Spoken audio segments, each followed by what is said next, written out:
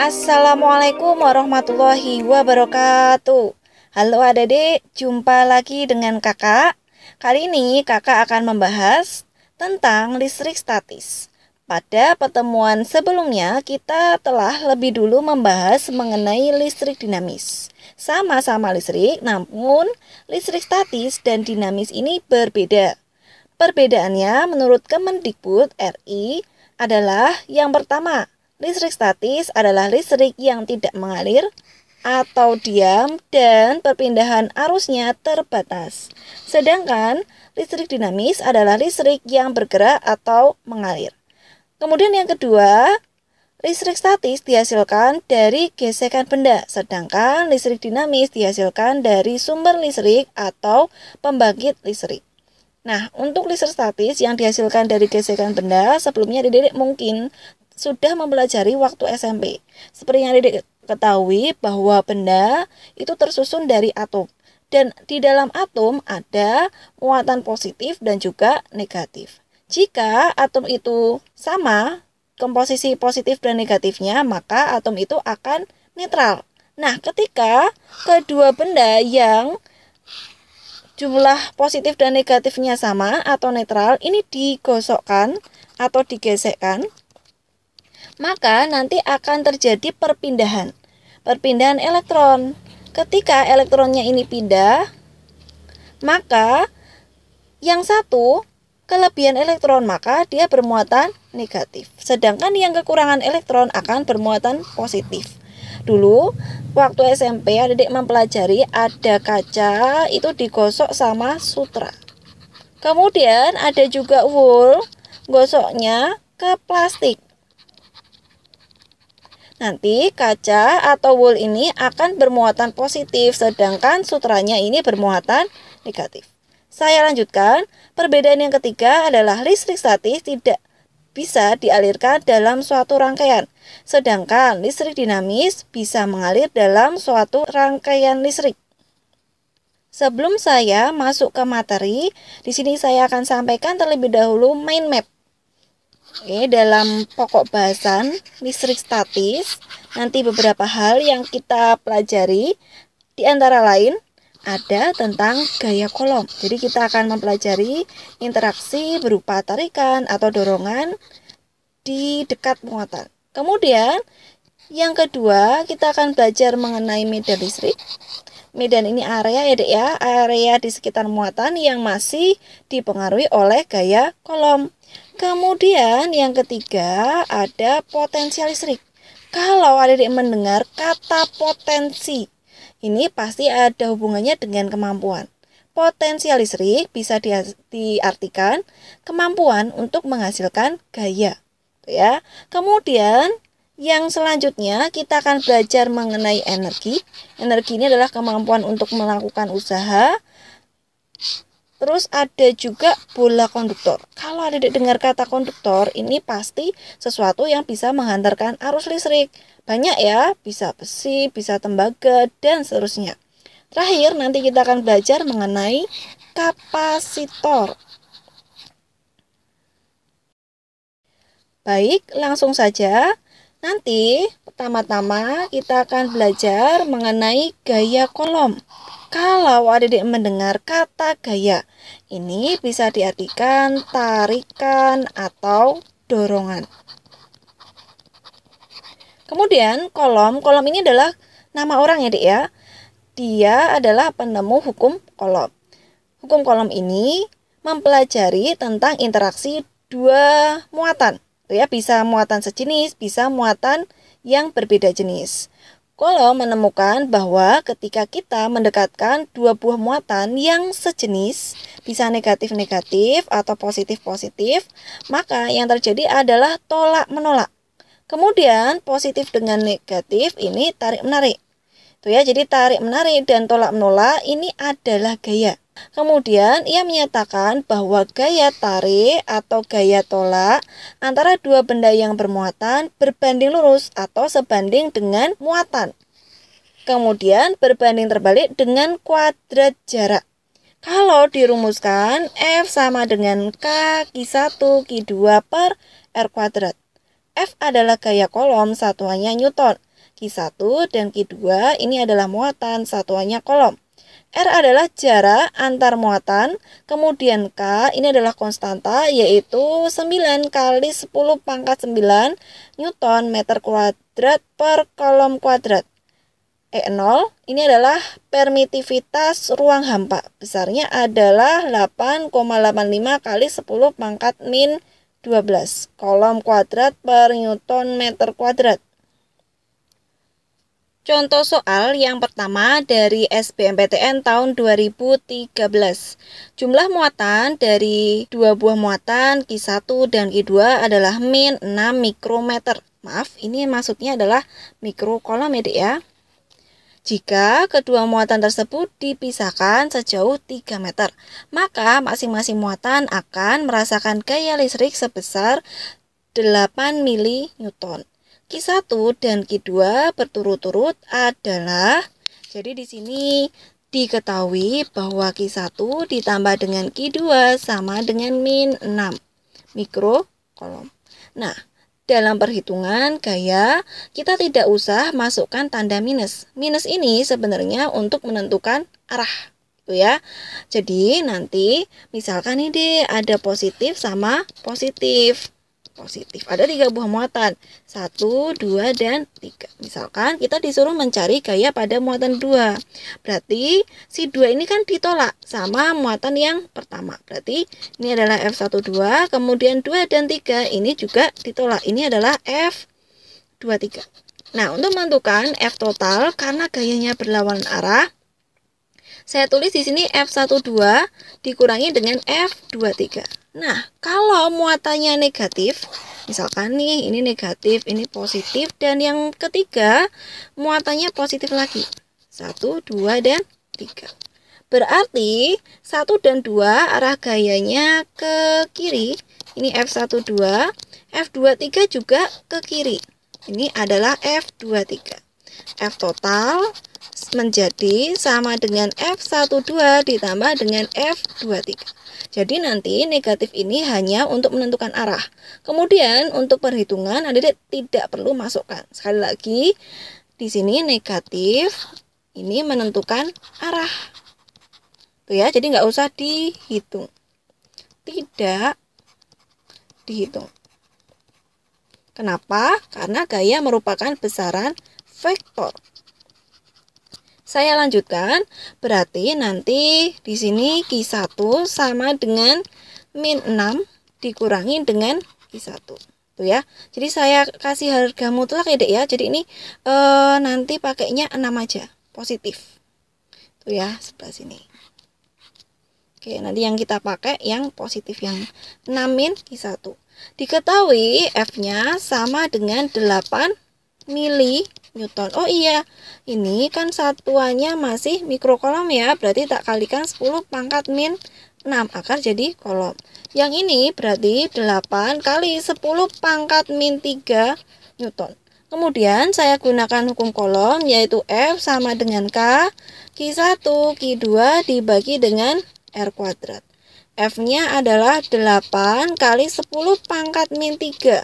Sama dengan 9 kali 10 pangkat 9 dikalikan dengan Q1. Q1-nya tadi 6 min, maaf ini tadi Q2 ya, Dek ya, harusnya ya. Oke, 6 min Q2 dikalikan dengan Q2. Oke, karena kita ubah ke kolom, maka ini masih ada pengalinya 10 pangkat min 6, yang Q1, Q2-nya juga 10 pangkat min 6. Kalau dikaliin totalnya jadi 10 pangkat min 12. Langsung aja ya, Dek ya. R-nya di sini diketahui jaraknya adalah 3 meter. Berarti R kuadrat sama dengan 9. Saya coret 9-nya. Kemudian 10 pangkat 9 dikalikan 10 pangkat min 12. Ini tinggal min 3. Berarti habis. Jadi di sini 8 sama dengan 6 Q2 dikurangin Q2 kuadrat. Jadi Q2 kuadrat kemudian min 6 Q2 ditambah dengan 8 sama dengan 0. Akar dari persamaan ini adalah Q2 min 2 sama Q2 min 4 sama dengan 0. Kemudian Q2-nya sama dengan 2 atau Q2-nya sama dengan 4. Berarti kalau kita masukkan ke sini ya Dek ya, berarti jadi min ya. Min 6 min, misalkan nih saya masukkan 2 ya, berarti sama dengan 4. Min 4 kali 10 pangkat min 6 kolom, atau sama dengan min 4 mikrokolom.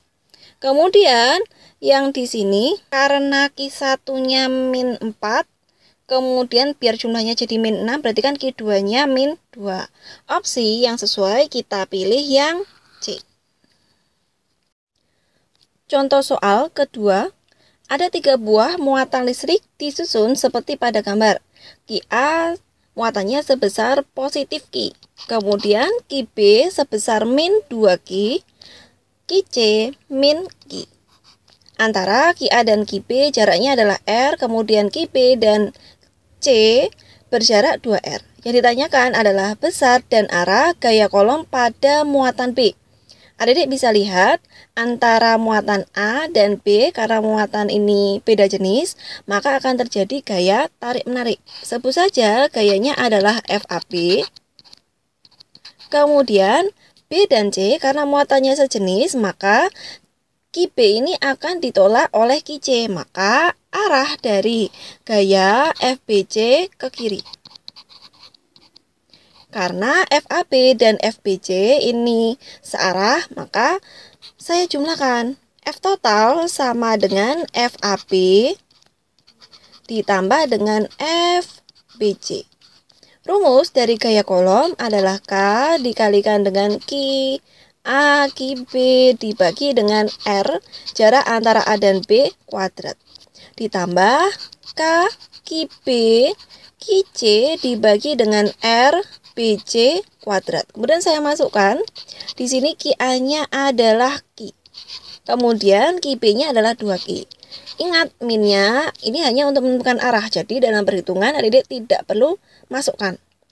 Jarak antara A dan B adalah R. Jadi R kuadrat ditambah dengan K.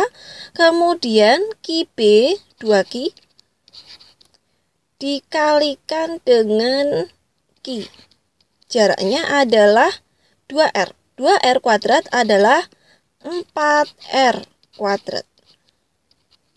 Sama dengan ini 2 kaki kuadrat per R kuadrat ditambah dengan 2 sama 4. Ini kalau dicoret, atas dibagi 2, bawah dibagi 2 menjadi kaki kuadrat per 2 R kuadrat.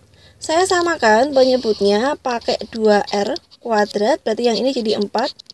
Kaki kuadrat ditambah dengan kaki kuadrat sama dengan 4 ditambah dengan 1 ya di sini ya, berarti 5 kaki kuadrat per 2 R kuadrat sama dengan 2,5 kaki kuadrat per R kuadrat. 2,5 arahnya ke kiri. Opsi yang kita pilih adalah yang A. Contoh soal ketiga, ada 3 buah muatan listrik yaitu A, B, C, terletak pada posisi seperti pada gambar di bawah. Jika diketahui Ki A, Ki B, Ki C sama dengan Ki, maka resultan gaya yang terjadi pada muatan A adalah, di sini tanda positif dan negatif pada muatan tidak dihitung dalam soal, dan hanya untuk mengetahui arah, karena gaya ini adalah besaran vektor. Mula-mula kita tentukan terlebih dahulu arahnya. Di situ ada A dan C. A dan C ini muatannya beda jenis, maka akan terjadi gaya tarik-menarik. Tarik-menarik sebut saja FAC. Kemudian A dan B ini sejenis, berarti terjadi tolak-menolak. Sebut saja FAB. Keduanya membentuk sudut sebesar 120 derajat. Karena muatannya ini sama besar, jarak juga sama besar, maka besarnya FAB akan sama dengan FAC, yaitu K Ki dikalikan dengan Ki dibagi dengan R kuadrat sama dengan Ki kuadrat per R kuadrat. Kemudian sudut antara FAB dan FAC ini adalah 120. Nanti kita akan gunakan cos 120. Ini adalah cos di kuadran 2. Sama dengan cos di kuadran 2 ini negatif ya dek ya. Berarti ini akan sama dengan cos 180 min 60 ya dek ya. Berarti nanti akan sama dengan cos 60 derajat negatif. Ini sama dengan min setengah. Kemudian kita gunakan penjumlahan vektor. F total pada muatan A sama dengan akar dari FAB kuadrat ditambah dengan FAC kuadrat ditambah dengan 2 FAB dikalikan dengan FAC dikalikan dengan cos 120. Ini kurang panjang. Oke, biar ini nulisnya nggak kepanjangan ya dek ya. Sementara ini tak misalkan pakai huruf X dulu. Jadi ini sama dengan X ditambah X. Ini 2 dikalikan X dikalikan dengan X. Cos 120 tadi sama dengan min setengah. Sama dengan ini kan X kuadrat dikurangi dengan X kuadrat ya dek ya. Tinggallah X kuadrat saja. Sama dengan X. Atau F sama dengan Ki kuadrat dibagi dengan R kuadrat. Opsi yang sesuai adalah yang B. Contoh soal keempat dari UGM tahun 2016. 4 muatan titik masing-masing sebesar plus Ki ditempatkan pada titik sudut suatu bujur sangkar dengan panjang sisinya adalah L. Besar gaya yang dialami oleh masing-masing muatan adalah. Pertama-tama saya gambarkan terlebih dahulu letak keempat muatan pada bujur sangkar. Kurang lebih seperti ini. Jarak antar muatan sama yaitu L. Kemudian besar muatannya juga sama yaitu Ki. Yang ditanyakan adalah besar gaya yang dialami oleh masing-masing muatan. Nah, karena muatannya sama, jaraknya juga sama, berarti nanti gayanya juga sama. Saya misalkan, nanti yang kita hitung cukup di muatan ketiga saja. Di sini saya sudah kasih nama. Kemudian saya uraikan gayanya. Antara Ki 4 dengan Ki 3, ini muatannya sejenis, berarti terjadi gaya tolak-menolak. Ini adalah F43. Kemudian antara Ki 2 dengan Ki 3 ini terjadi gaya tolak-menolak. F23. Jaraknya sama, kemudian muatannya juga sama. Sehingga F43 sama besar dengan F23. Sama dengan Ki dikalikan dengan Ki, jaraknya adalah L kuadrat. Sama dengan Ki kuadrat per L kuadrat. Kemudian resultan gaya antara 43 dan 23 ini sebut saja adalah F234. Kita gunakan penjumlahan vektor yaitu F234 berarti sama dengan akar. Berarti berapa nih dek? F43 kuadrat ditambah dengan F23 kuadrat ditambah 2 F43 dikalikan dengan F23 dikalikan dengan cos sudutnya di sini adalah 90 derajat. Cos 90 derajat 0. Jadi di sini Ki kuadrat per L kuadrat dalam kurung ya, kuadrat ditambah dengan Ki kuadrat per L kuadrat dalam kurung dikuadratin ditambah dengan 0. Kalau di akar, maka hasilnya adalah Ki kuadrat per L kuadrat akar 2. Kemudian kita hitung gaya antara Ki 1 dengan Ki 3. Ini muatannya sejenis, berarti nanti yang terjadi adalah tolak-menolak. Oke, ini sebut saja adalah F13. F13, jaraknya agak sedikit berbeda ya dek ya. Kita gunakan rumus Pitagoras, sebut saja di sini adalah R, seperti itu. Berarti dengan rumus Pitagoras, L sama dengan akar dari L kuadrat ditambah dengan L kuadrat sama dengan L akar 2. Kemudian saya hitung F13 sama dengan K, muatan 1 Q, muatan 3 juga Q. Jaraknya adalah L akar 2, dikuadratin dek. L akar 2, ini kuadratin, hasilnya menjadi K kuadrat per 2L kuadrat. Kemudian saya jumlahkan untuk menghitung gaya total. F total sama dengan F13 ditambah dengan F234. Ini saya jumlahkan karena F13 dan F234 ini searah, sama dengan kaki kuadrat per 2L kuadrat ditambah dengan F234-nya adalah kaki kuadrat per L kuadrat akar 2. Sama dengan kaki kuadrat per L kuadrat dikalikan setengah ditambah dengan akar 2. Yang sesuai berarti yang C.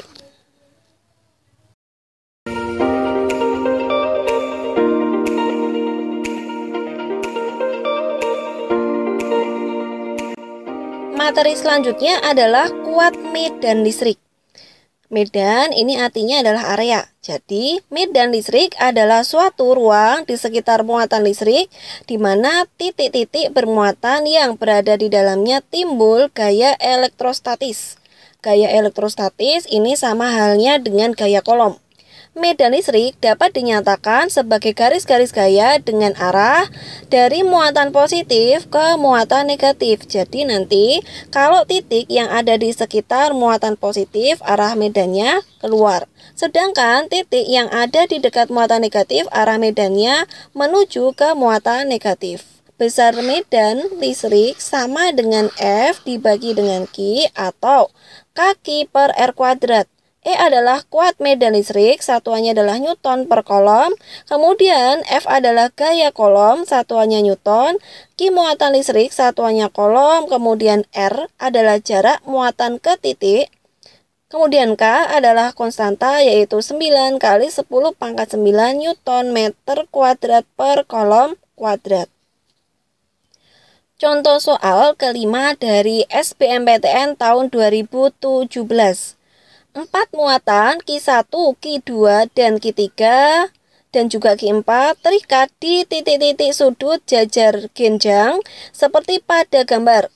Resultan medan listrik E di titik P sama dengan 0 sebab jumlah muatan total sama dengan 0. Kita lihat apakah jumlah muatan total ini sama dengan 0. Jadi Q total kita jumlahkan antara Q1 ditambah dengan Q2 ditambah dengan Q3 ditambah dengan Q4. Sama dengan Q1-nya adalah min Q ditambah dengan Q2-nya plus Q. Ditambah Q3-nya min. Kemudian Q4-nya plus. Hasilnya sama dengan 0. Jadi sebabnya benar. Kemudian kita hitung kuat medan listrik di titik P. Adik bisa lihat ini adalah titik P-nya. Titik P ini di dekat Q1 ya. Q1 muatannya negatif, berarti arah medannya menuju ke muatan. Sebut saja di sini adalah E1. Kemudian E3 arahnya menuju ke muatan Q3 karena Q3-nya negatif. E3. Karena E1 dengan E3 ini berlawanan, maka untuk menghitung resultan antara E1 dengan E3, saya kurangkan. E1 dikurangi dengan E3. Rumusnya adalah kaki jaraknya adalah 2R. Jadi nanti di sini 2R kuadrat. Dikurangin kaki jaraknya kebetulan sama 2R kuadrat sama dengan 0. Selanjutnya titik P ini juga berada dekat dengan muatan Q2 dan juga Q4. Di sini Q4-nya positif, berarti arah medannya menjauhi muatan Q4. E4 di sini, kemudian E2-nya positif juga, berarti arahnya juga menjauhi. Sebut saja di sini E2. Kemudian karena E2 E2 dan E4 ini berlawanan, saya kurangkan E2, 4 sama dengan E2 dikurangi dengan E4 sama dengan kaki dibagi dengan R kuadrat, jaraknya R. Kemudian E4 kaki per R kuadrat juga sama dengan 0. Total medan listrik pada titik B sama dengan E13 ditambah dengan E24. Hasilnya 0 karena E13 dan E24-nya 0. Berarti pernyataannya benar namun tidak berhubungan. Opsi yang kita pilih adalah yang B. Selanjutnya kita akan bahas mengenai letak titik dengan kuat medan 0. Titik dengan kuat medan 0 artinya di sini tidak terdapat gaya kolom atau gaya listrik atau gaya elektrostatis. Jika dua buah muatan sama tanda, bisa positif sama positif atau negatif sama negatif, maka daerah dengan kuat medan 0 berada di antara kedua muatan. Nah, letak titik dengan kuat medan 0 ini biasanya cenderung lebih dekat ke muatan yang nilainya lebih kecil. Kenapa kok di tengah ya dek ya, enggak di kanan atau di kirinya? Kita coba, kita kan sudah tahu ya arah kuat medan itu, kalau negatif itu mendekat, kalau positif itu menjauh. Kita ambil sampel, misalkan titiknya ada di luar nih. Tuh ya, dari muatan A, muatannya kan negatif, berarti arah medannya mendekati. Kemudian dari muatan B, muatannya juga negatif, berarti nanti di sini EB-nya mendekati muatan B. Ketika demikian, maka EA, kalau kita ingin cari resultan antara A dan B, dijumlahin aja dengan EB. Hasilnya tidak akan ketemu 0 karena searah. Di dekat yang B ini juga sama. EA-nya mendekati, kemudian EB-nya juga mendekati. Karena searah, maka harus kita jumlahkan EA ditambah dengan EB. Hasilnya tidak akan ketemu 0. Kalau ditaruh di tengah, EA-nya mendekati A. Kemudian EB-nya mendekati B. Nah, kalau demikian, karena berlawanan arah, maka EA akan saya kurangkan dengan EB. Ini sangat mungkin hasilnya sama dengan 0. Untuk kedua muatan positif, juga sama, ketika diletakkan di tengah berarti nanti A-nya itu menjauh, tuh ya, EA-nya menjauh, kemudian EB-nya juga menjauh. Karena berlawanan arah, saya kurangkan EA dikurangi dengan EB, hasilnya mungkin 0. Tapi kalau ditaruh di luar dek, B-nya menjauh, EA-nya juga menjauh, jadi EA kalau dijumlahin dengan EB tidak mungkin 0. Adik-adik bisa gunakan konsep untuk menghitung jarak X di situ atau gunakan trik praktis. Ya, trik praktisnya adalah X sama dengan D. D ini adalah jarak antara muatan. Kemudian dibagi dengan akar Ki besar dibagi dengan Ki kecil ditambah dengan 1. Jadi nanti yang atas itu selalu muatan yang lebih besar, yang di bawah muatan yang lebih kecil. X ini nanti yang ketemu, ini adalah jarak antara titik dengan kuat medan 0. Jarak titik dengan kuat medan 0 ke muatan yang lebih kecil. Jadi nanti yang ketemu itu adalah jarak ke muatan yang lebih kecil. Untuk mencari jarak ke muatan yang lebih besar, adik-adik bisa kurangkan D dengan X. Seperti itu. Jika kita ketemu muatan dengan beda tanda atau muatannya berlawanan jenis, bisa positif dengan negatif atau negatif dengan positif, maka letak titik dengan kuat medan 0 ada di dekat muatan yang lebih kecil dan berada di luar. Jadi bukan di antara kedua muatan tapi di luar, bisa di kanan atau di kiri, tergantung mana muatan yang lebih kecil. Misalkan dek, saya ambil muatan ini ya, ini negatif, di sini positif. Titiknya berarti dekat yang lebih kecil di sebelah sini. Kita lihat, sebut saja ini adalah muatan A, ini adalah muatan B. Antara A dengan titik, ini akan terdapat medan arahnya mendekat karena A-nya muatannya negatif. Kemudian B-nya positif, berarti EB-nya menjauh. Karena berlawanan, maka EA akan saya kurangkan dengan B. Hasilnya bisa sama dengan 0. Kalau di tengah ini nggak bisa ya. Negatif itu mendekat, EA, kemudian EB-nya menjauh. Oke. Karena searah, maka EA ditambah dengan EB tidak mungkin sama dengan 0. Trik praktis yang digunakan adalah X sama dengan D dibagi akar Q yang lebih besar dibagi Q yang lebih kecil, kemudian dikurangi dengan 1. Kalau pada dua muatan yang sejenis, tadi ditambah 1. Nah, untuk dua buah muatan yang berbeda tanda atau beda jenis, di sini rumus praktisnya dikurangin 1. Contoh soal yang kelima, muatan plus Q kolom ditempatkan di X sama dengan min 1 meter dan muatan min 2 Q kolom diletakkan di X sama dengan plus 1 meter. Muatan uji plus Q kolom yang diletakkan di sumbu X akan mengalami medan listrik total sama dengan 0 jika diletakkan di X sama dengan berapa? Jadi di sini diketahui ada sebut saja Q1 dan Q2. Karena muatan Q1 dan Q2 ini berlawanan jenis, maka titik dengan kuat medan 0 ada di luar, yaitu dekat dengan Q1. Kenapa? Karena di sini nilai Q1 harga mutlak ini kurang dari Q2. Kita gunakan harga mutlak karena tanda negatif di sini hanya digunakan untuk menentukan arah dan tidak dihitung. Sebut saja di sini jaraknya adalah A. Saya akan gunakan dua cara, yaitu cara pertama adalah dengan konsep, yaitu mula-mula kita hitung resultan medan pada sebut saja di sini adalah titik A.